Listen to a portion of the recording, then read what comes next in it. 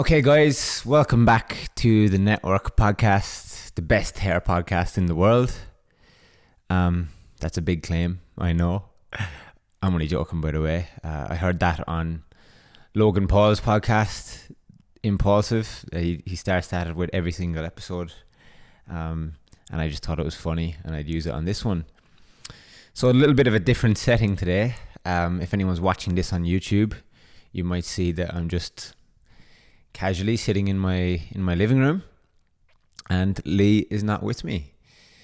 Leigh is currently in Sydney for the Fame Team Mentor Week, so that means he can't be with us today. So you're just going to have to listen to me ramble on and share some of my insights that I've come to conclude over the last couple of weeks. So Solocast is a very interesting thing because it's a very reflective time, and right now I'm sitting in my living room. It's pretty early in the morning, about 7 a.m. Just had a coffee, cold shower, breath work, and started my morning well. Didn't really look on my phone. The only time I've looked on my phone is to set up this little mic that I'm using. And I guess that kind of leads me nicely onto,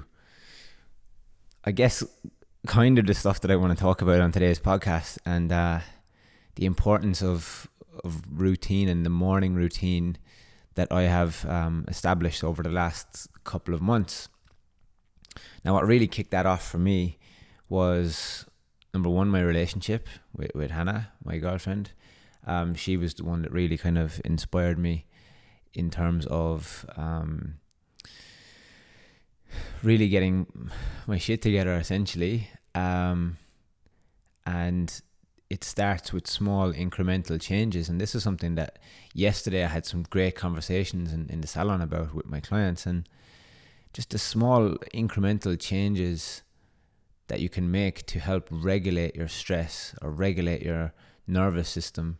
You can listen to Hannah's podcast a couple of episodes ago that gets into a little bit more depth on the science behind that, and I will get into it today too. But it both comes from her and from a Mastermind course that I'm actually doing at the moment called K2 Elite.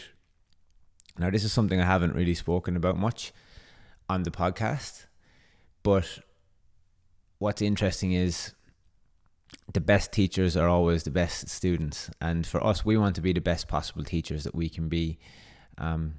Again, not to look at ourselves like teachers, we don't. I didn't personally like school myself. I'm sure I've spoken about this on the podcast before, so I never look at myself from a teacher hierarchy perspective. But in order for us to get the best out of the people who are in our vicinity and like come into Area Academy, we also need to be getting mentored and taught ourselves. So I came across Kerwin Ray because of Leigh. Leigh actually signed us up to do his accelerator course, or I think it was Fast Growth Summit, which was like a free class that was meant to be held in Melbourne. And then COVID hit and it didn't happen. And then what happened there was, when he signed us up, they had our contact details, so we became leads. What happened then, they were retargeting us and sending us material that was like trying to sell us into courses, etc. So I joined a program called the Accelerator, Business Accelerator, 5-day free masterclass. So that was really cool. Joined that for 5 days. It was 1 hour a day. Got so much value from it. And you know what's interesting? Like, you can hear all of these theories and these things from so many different people, but sometimes you just need to hear it from somebody like Kerwin. I really resonate with Kerwin. I really get on a level with what he says, and that's what brought me into his programs. So I did that one, got so much value from it. We moved on to the next one, which was Nail It and Scale It, which was a 3-day intensive in-person course aimed at business acceleration as well as personal growth. So this is where I'm going with it all, and this is how even such things as the morning routine really became so important to me as a business owner and as somebody who's running a business and wants to run a company, an organization. So from there, we did Nail It and Scale It again, 3 days, transformational days. And then what happens after Nail It and Scale It is that you get, I guess they put like what's the right word I'm looking for? They put like a proposal in front of you for their year-long program, which is called K2 Elite. Now that's what I'm currently in, but it's a bit of a process to actually get into K2 Elite. You have to go through 3 interview stages. Your business has to fit. But in the meantime, the whole time that I've been on the Kerwin Ray stuff from the start, I am aware that I was in a sales funnel, and I still am to a degree, but in a morally and ethically correct way. And now what I've learned from this course, and it was a big investment, it was a massive investment. And I haven't really spoken about it to many people. And the people who I have spoken to about it look at me as if I'm fucking crazy. But for me, that's where the abundance mindset comes in over the lack mindset. I see a bigger vision for what we're doing, and I understand the importance of getting your business set up right from the start versus trying to fix it later. And that principle goes across everything that we do. When it comes to hair, it's the exact same. Cut it once, think about it twice. Put that extra time into thinking about what you're doing and just make one cut. And the same thing with business. I looked and I was in this amazing group of people at Nail It and Scale It, at now in K2 Elite. And you can just learn so much from their experiences. And I'll explain a little bit as to how it works in a second. But it's just been transformational for me in so many ways. And a lot of the time, when I do speak to people about the investment that I made in myself, they do look at me as if I'm crazy, because it's a lot of money. It's more than what I make in a year. It's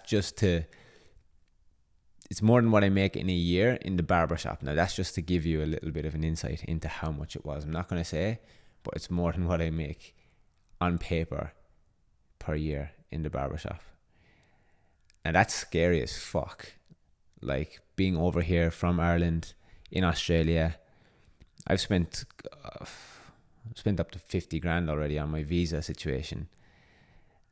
And when I made that investment, I didn't have the money. And that's just me being completely honest. I had 10% maybe of what the investment actually was. And one of the most valuable lessons that I've learned so far from doing this business course is that it's never a question of resources. It's always a question of resourcefulness. So let me say that again. It's never a question of the resources. It's always a question of resourcefulness. You'll either find a way or you'll find an excuse. Now, that hit me really hard at the time, because that was followed up with, if you're an entrepreneur and if you're in business and you're trying to set up a company and you're trying to have these goals, the ones that we have and the ones that I have, if you can't accumulate money and you can't get money, then you're fucked, basically. And that really hit. So I went and found it, and it was such a crazy experience when I think about it, but it was very liberating, and now that's my commitment, if that makes sense. So the amount of money that I have invested in this, and it's sad, and I was saying this to people yesterday in the shop, it's sad that money is often one of the only things that we can measure things with in this life. And when people have asked me so far, oh, how's the course going? Like, you think it's worth it? Like, it's a lot of money, absolutely, I think it's worth it so far. And I'll tell you why. But it's very hard to measure things that you can't see, right? And for me to make that investment, I had to detach from a lot of things. And we spoke a lot about detachment in the last episode with Naz. And in order for me to make that investment, I really had to detach, and I had to get rid of a lot of things that I liked and accumulated over the years, such as items, material, goods, clothing, shoes, anything that was expensive to me that I owned that I didn't really need. I didn't even, to be honest, like when I weighed it up, do a course that's going to accelerate my business and get my life to a stage where I have financial freedom, emotional freedom, physical freedom, mental freedom, or hold on to all these Yeezys and fucking like stupid shit that I don't need. So that was a really interesting experience and process for me, and it was liberating, very liberating, and it made me realize what's important to me in my life and what's not. So that was lesson number one, and that alone I think is worth the investment over time, right? So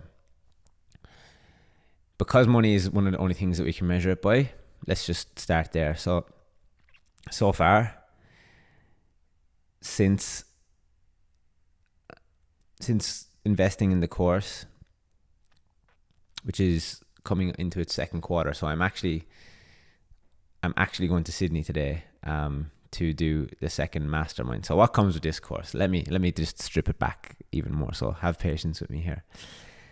What comes with this course is you get put on a table each quarter of the year, and that table consists of up to 10 to 15 different people who run their own businesses, going anywhere from startup to 300 million, I think, is the person who turns over the most in the group. So you're in these groups and people from different industries, different walks of life, and you get to pick their brain and ask them any questions that you want about business. Now, I was on the market for a business coach before I came across this, and I was so scared about putting all my eggs in one basket because it's such a big investment and time is so valuable to me, and I didn't want to fuck up, essentially. I wanted to get it right from the start.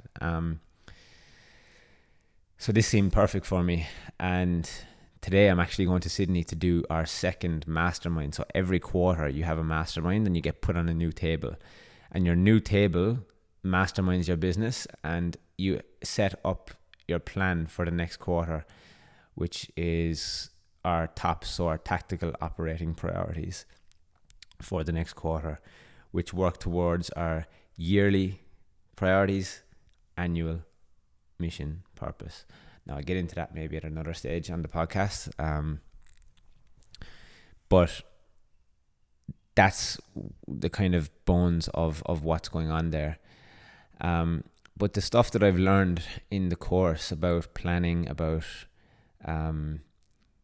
consciousness and the scale of consciousness, I think is absolutely massive. And I think it really only clicked into place properly with me yesterday. I've had a very rough few weeks, very rough. And it started at, we actually went to a Nail It and Scale It event 2 weeks ago in Kingscliff. We got caught up in the floods. There was a lot of emotional work done during Nail It and Scale It. Kerwin had a stroke and he came back from having a stroke, and he had this different kind of way of an energy about him, and he really started tapping into trauma and generational trauma and what that looks like and how that is, and that just really hit me like a ton of bricks. It was like a hammer hitting me between the fucking eyes, to be honest, to the point where it rattled me so much on day 2 of this event that I couldn't really concentrate properly for the rest of the day, and I was knackered, wrecked. I thought that I had COVID actually for a minute, but then I didn't have any of the symptoms. I just had the like dizziness and tiredness. And to be honest, I actually think that I experienced burnout in that moment, just without realizing it. And I pushed through, as I do. I can push through a lot. Given my cycling past, I can suffer, I can push through. But to what point is that like detrimental, you know? And I'm starting to really realize that now, like that burnout is really a dangerous game to play, especially there's being resilient and there's having grit, but like to what degree, and like at what point does it become destructive and not constructive? So it's really important to look after yourself. And it's so funny because whenever you hear about these people who give you advice, and I listen to, it's funny because the beginning of the podcast when I said, welcome to the best podcast in the world, like I was listening to Tony Robbins on Impulsive the other day. I listen to Impulsive late at night when I'm trying to like not take on too much information but get a little bit of lightness. Sometimes when I'm driving home from the salon, I'll put it on. But Tony Robbins was on there the other day, and it's actually a really great podcast, despite what people may think. But Tony Robbins it was just funny because he was saying the people who give the advice out, like him, about like resting and making sure that you're looking after yourself and this and that, are the very people who push it to the absolute limits and don't take their own advice. And I just find that really funny that I'm the one here now saying that it's really important to look after yourself, because I'm definitely the one who doesn't do that, and I still don't. So don't become a victim of your own circumstances when it comes to that. That's one of my greatest pieces of advice. But yeah, let's just strip it back a little bit to what happened around that time. So coming back to Nail It and Scale It in Kingscliff, the event finished, day 3, and it's like as if my body just shut down. I just knew that the event was over. I didn't have to put on this brave face anymore. I didn't have to have this facade of everything's okay. And I got back to the room with Leigh, and my body just shut down. And I just started vomiting. I started getting sick. I couldn't really explain it. Look, we were up there. We hadn't eaten properly in a couple of days. We were surviving on coffee, and the reason we hadn't eaten properly is because we were caught in and around where all the floods were happening up there, and nobody could get to work, so there was no restaurants open. We were eating like dates and nuts and bits of fruit. And to be honest, we were eating fucking a bit of shit too, like a bit of chocolate, a bit of ice cream. And I think that was like a bit of a coping mechanism for maybe the emotions that we were feeling from the event, because it's quite deep. And I ended up getting sick. I thought that I had gastro, but I think I was actually just purging. I think that I was actually just expressing in some way, because I'm the type of guy who bottles up my emotions. And this is one of the most valuable lessons that I've got from doing this course is talking about the emotional scale, the scale of consciousness. And let me just tap into that slightly from my understanding of it all, right? So when you don't express these emotions, when these things come up, it comes up from some sort of trigger of a past trauma. And trauma is a very heavy word. Like you would have heard Hannah speaking about it on the podcast a couple of episodes ago, but it seems like it's a very heavy word. But there's different scales to trauma as well, right? There's trauma with a big T and there's trauma with a small t. Trauma with a big T is the stuff that is absolutely huge. Like people, when they get like very, very traumatic experiences happening to them, and we won't even mention it because I don't want to potentially trigger anyone, but then trauma with a small t can be things which are much smaller in society's idea of what they are, but to each individual person, that's still a big thing. Like, and it really made me get quite introspective, to the point where like I started thinking about my upbringing and my days in school and how I felt around the people that I grew up with, and different experiences that happened to me then that I kind of just bottled up or shrugged off, but how they made me feel was a trigger. And when you don't express an emotion, so an emotion is energy, right? So the E in emotion is energy in motion. So it's an emotion. Emotions need to be expressed. And the best way to look at it is if you look at an animal in the wild, right? You look at a zebra getting chased by a lion. There's videos of this online. And the zebra gets chased by this lion. Eventually it gets away. It doesn't get killed. But in that moment, its primal instinct thinks that it's going to get killed. So all its blood and energy rushes to its legs, and it fucking gets away as quick as it can, right? When it escapes and when it has a moment for itself, you'll see in this video how the animal just completely just has like a shock, like a state of shock, like a fit almost, and releases the emotion. Now, as humans, we're told not to express those emotions. Like when you're a kid, go to your room, like don't cry, like all of this stuff, right? Like, now, not to say that my parents were ever like that, like don't express your emotions, but like there's certain parts of growing up in an all boys school in and around like male influences. And I'm lucky. I grew up with my mom and I lived with her, and I have a lot of feminine qualities in me too. But I think the pressure of being a male in society and showing up as a man and like trying to put on this front and facade all the time of not expressing your emotions is actually super detrimental, because what happens when you don't express an emotion is, and correct me if I'm wrong here, I think this is how it's framed. I'm going to try my best to frame it that way. But what it does in your body is it creates a peptide, and when that peptide isn't metabolized, what happens is it stores in your tissues. And then what happens when it stores in your tissues is, over time, when you keep suppressing your emotions and storing these peptides in your tissues and they don't metabolize, it ends up actually turning your body from a state of ease into a state of dis-ease. And that's how people end up getting sick. So it's like people in older generations, our grandparents, there's question marks over how did they get sick. They technically had a perfect upbringing or health, but maybe not. Trauma can be anything that's too fast, too soon, too quick.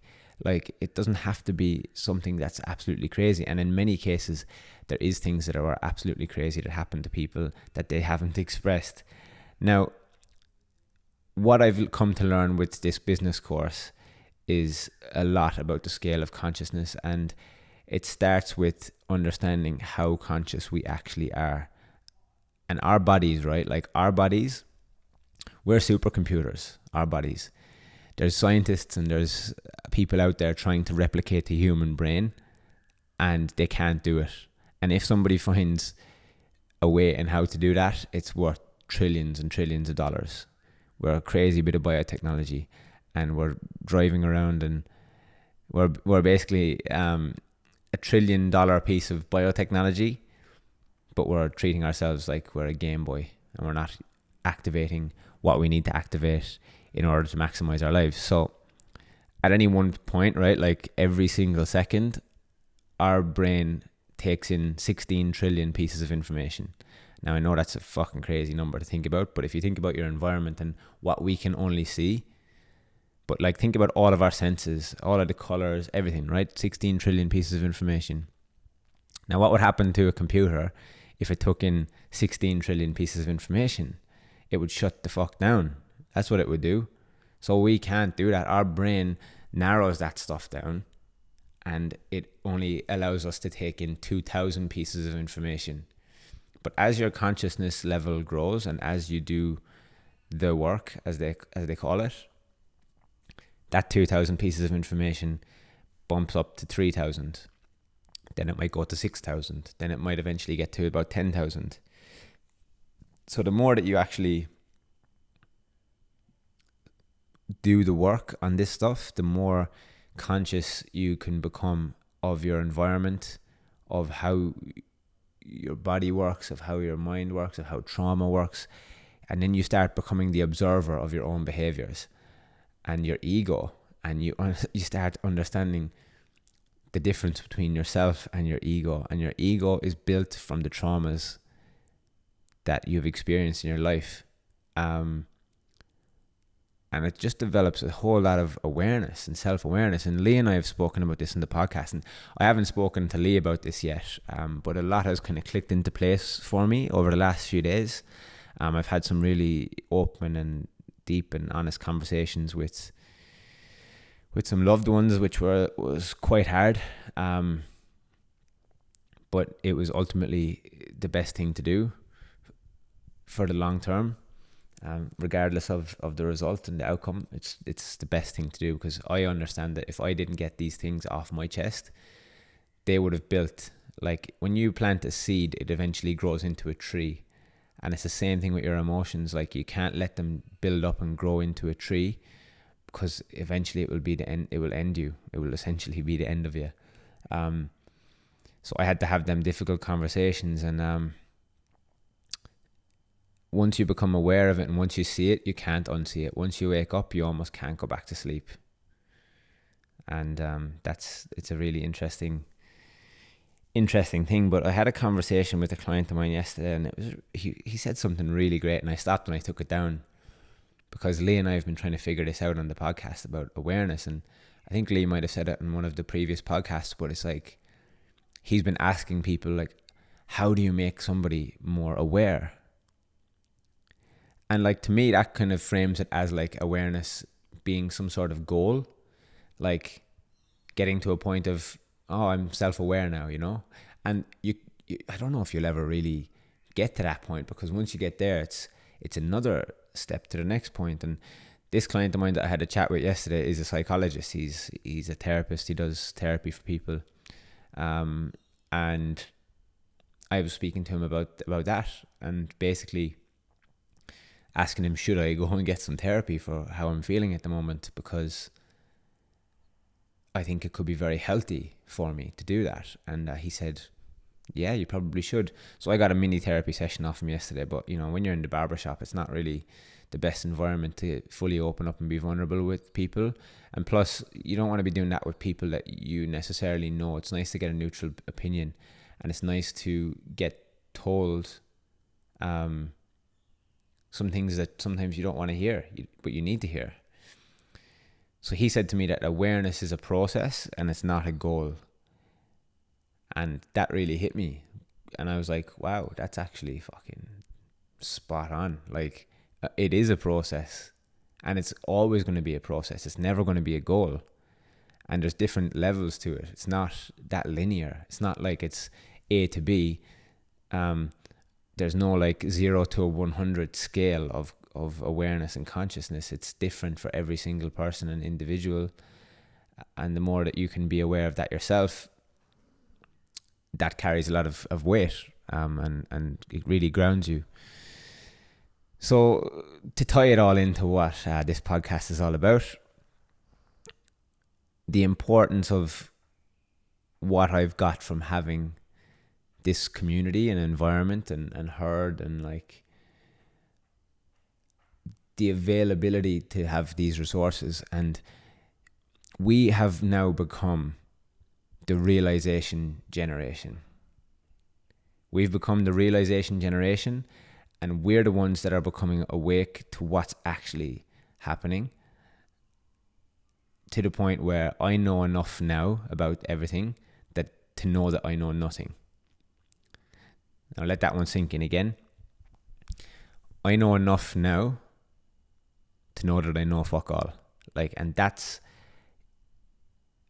really freeing in a way, because it lets go of control. It lets go of certain things, and it's still a process every single day. Even though you might know these things, you might think you understand these things. I've had 28 years of thinking differently, thinking about other ways of operating, suppressing, not fully stepping into my power or my truth. And I just can't do it anymore. I simply can't do it anymore. So honestly, like, that in itself, the amount of emphasis that is put on self-growth and personal development in this mastermind and in this business group, K to Elite, in this community, is phenomenal, and it's worth its weight in gold, to be honest.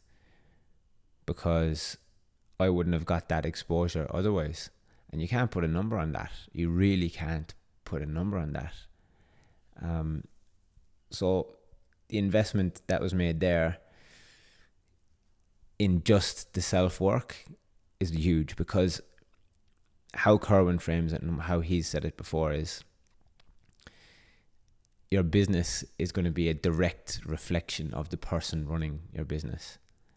And if you're not okay as a person, you're going to take them traumas and take them experiences that you've had where you felt like you haven't got what you deserved, and you're going to fucking put that shit onto other people. And that's just not okay. It's not good to bring that forward. And that's why, becoming that realization generation, it's time for us to draw the fucking line in the sand now at this point. We need to stop that them generational trauma cycles. And it's so powerful. It's so super powerful. I've realized more than ever, I've realized recently the power of the ego. Sorry if you guys can hear the dog barking down here. Hopefully they'll stop in a sec. But the power of the ego and understanding like how strong it actually is, how much it wants to protect me. I've been having battles with my ego. And it's funny because Tony Robbins spoke about this in the Impulsive podcast. Every single day I'm doing some sort of work to kind of try to dissolve the ego a little bit more. And it starts as simply as getting in the cold shower first thing in the morning. Tony Robbins gets in an ice bath when he wakes up every morning. And it's the first thing that he does. Not because, look, physically it has great benefits for you. For your blood flow, for your skin, for all sorts, right? It's like having a second coffee in the morning. But mentally is where you overcome a lot of stuff. So it's very uncomfortable, right? So like I wake up in the morning, first thing I do, I get up, I open the window, I let some fresh air into the room, I wash my face with some cold water, I take a little bit of a drink of water. I don't fill myself up too much because I then go and do breath work. I don't want to have too much of a full belly because I want to deeply breathe into my belly. So I do some Wim Hof stuff, and then I get in the cold shower. And I start the cold shower on the coldest setting. And I have these conversations with some of my clients. And they're looking at me and they're thinking, what the fuck? Like, how do you do that? Like, no way. Can't fucking bear to think what that would be like. And believe it or not, I used to be that guy. And like, I now think about it and be like, wow, I can't believe I was that much of a wimp that I couldn't do that, you know? And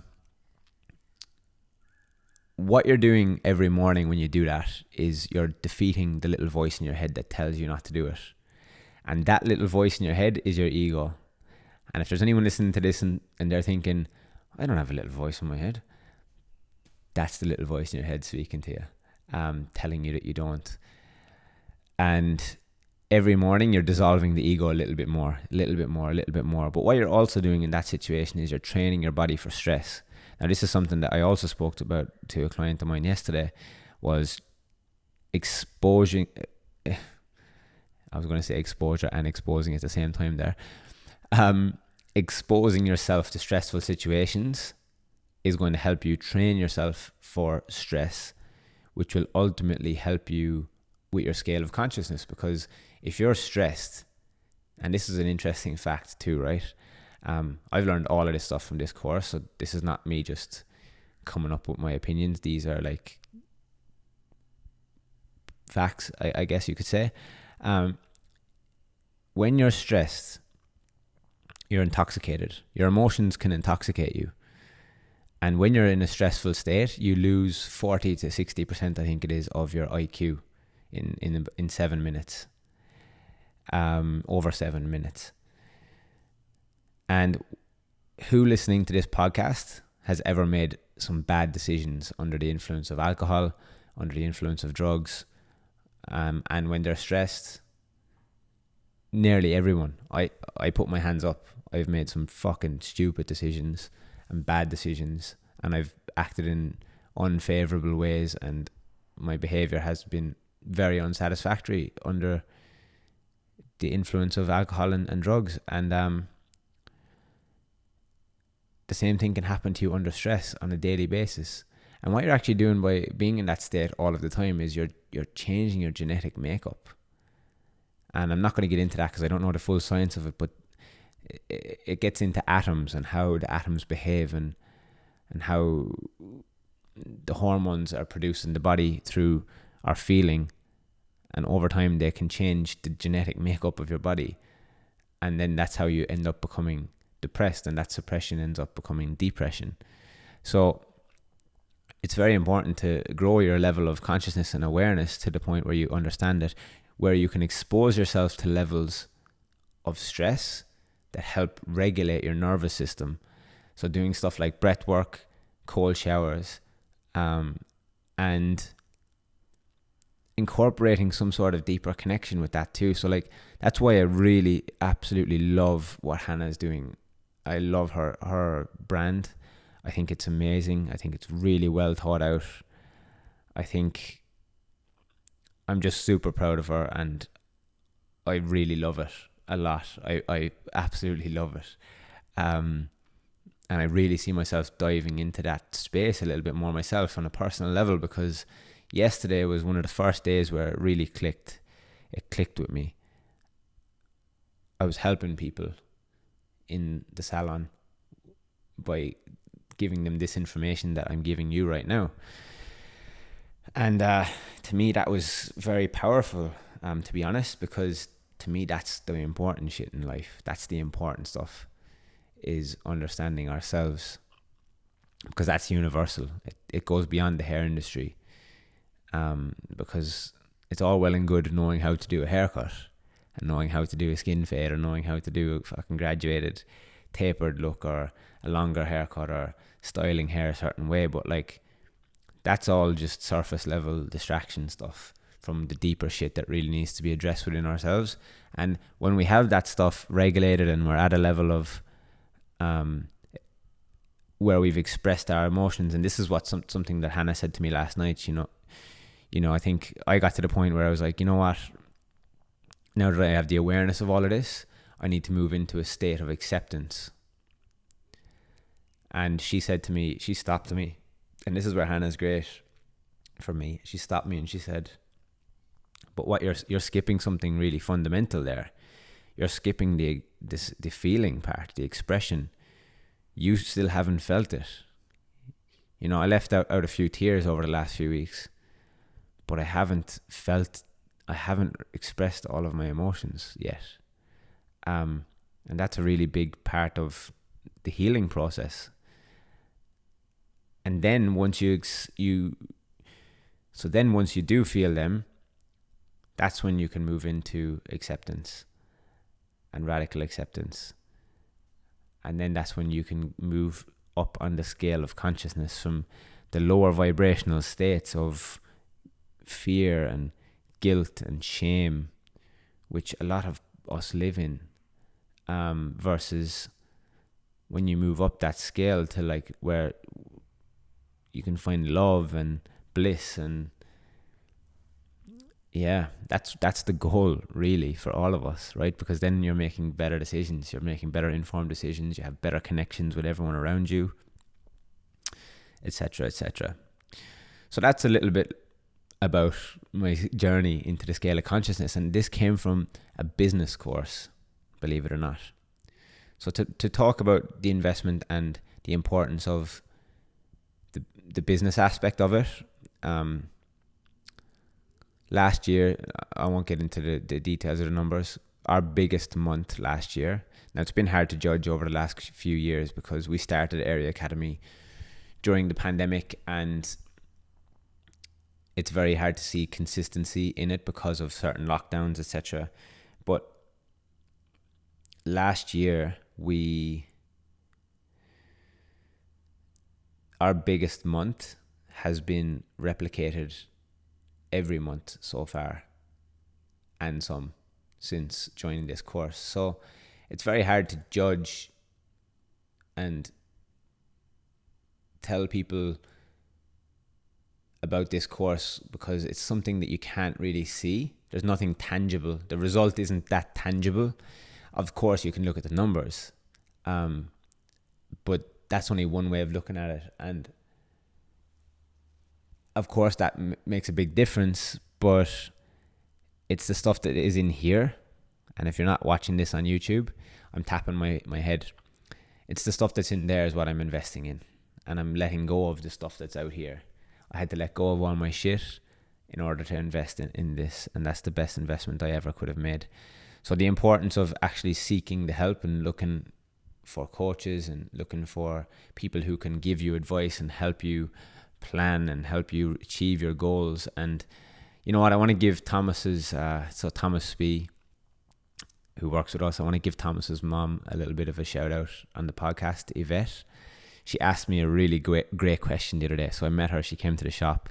She asked me a really great question, and I was really tired at the end of the day of work. So I'm sorry, Yvette, that I'm only answering it here and now.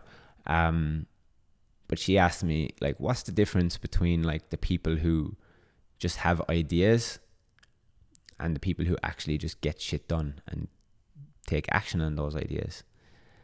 And for me, it's bravery, I think, not being afraid to fail. And what gives you the confidence to do that is the investments that you make in yourself. You first have to believe in yourself on a deep level, and that comes over conditioning, for over years and years of conditioning. But then you have to make the investments in yourself, and the investments are essentially commitments that you make to yourself. And you have to fulfill and stick to those commitments and not be afraid to fail. Because you know deep down that if you do fail, that it will just bring you on a different path. There's no necessarily right or wrong way of doing anything, but it will just bring you in a different direction. And then that's when you have to turn a little bit, you have to do some Peter Crone shit on yourself. And you have to say, well, this happened exactly the way it was supposed to happen because that's how it happened, and it couldn't have happened any other way because it didn't. And that's very freeing when you think about it like that. So like, oh, this happened to me, I wish it happened this way. If you're always comparing it to what it could have been, it's never going to ultimately make you happy in the moment. So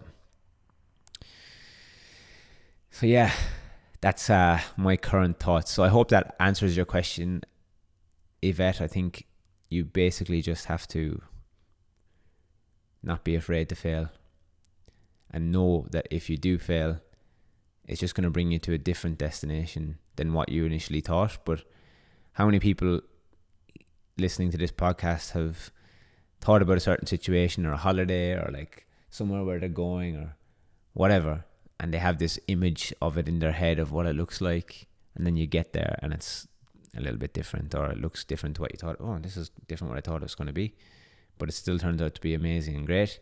That's exactly the way I think about it. So if you have an idea, don't think about it too much. Like, reverse engineer it, put some practical steps to it, and that's not always easy. That's why you need to seek help. That's why you need to reach out and ask people for help, and that's why I'm doing this business course. That's why I have mentors. That's why I do my own coaching calls. And now I'm very excited to move into the next stage in my career where I'm also going to be offering a limited amount of coaching to people and mentoring. And I'm starting actually with a guy in April, which is going to be fantastic. I'm really looking forward to that.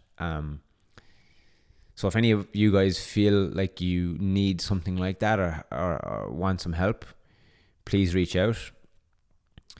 I'm not in the business of trying to just use it as a money grab. It really has to be a good fit for me and for you, more importantly, for you.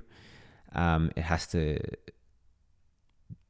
to be confident that I can give you the results, because our reputation depends on that too. And I would only ever work in this space with a limited number of people who are 110% committed to it, because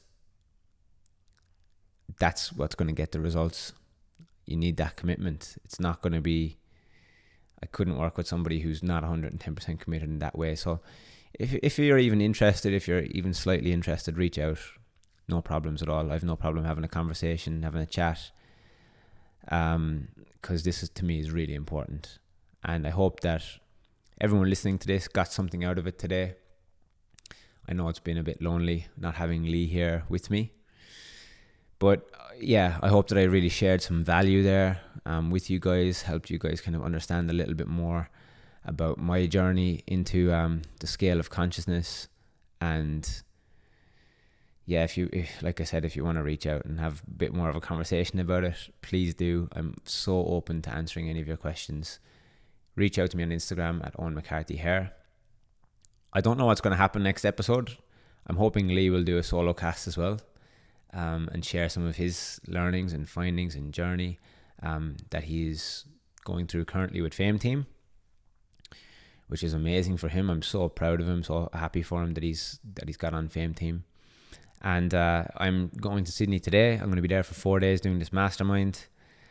Come back next week. I'm going to do my Dyson Ambassador Day at the Dyson HQ office in Sydney, which will be really fun. So stay tuned to what we get up to over the next few weeks. I really hope you enjoyed this episode. It would mean the world to us if you could give us a rating wherever you're listening to this podcast. If it's on Spotify, if it's on Apple, if it's on YouTube, if you could leave a comment, like the video. Every little helps. Every little thing helps us a lot in terms of being able to bring in sponsors and actually give you more value in the future. We want to grow this podcast and we need your help in order to do it. So to the current sponsors of the podcast, Tapped by Hatch digital business cards. We're going to get Eoin on soon to have a little chat. The Jack Reed Foundation. We have our event coming up in Adelaide in a few weeks, Reconnect. So make sure that you stay tuned to our socials for that this week. And CBD Culture Australia, thank you so much for everything. And I hope you enjoyed this episode, guys. Please share it. Please like it. Reach out and have a lovely, lovely day and week. Ciao.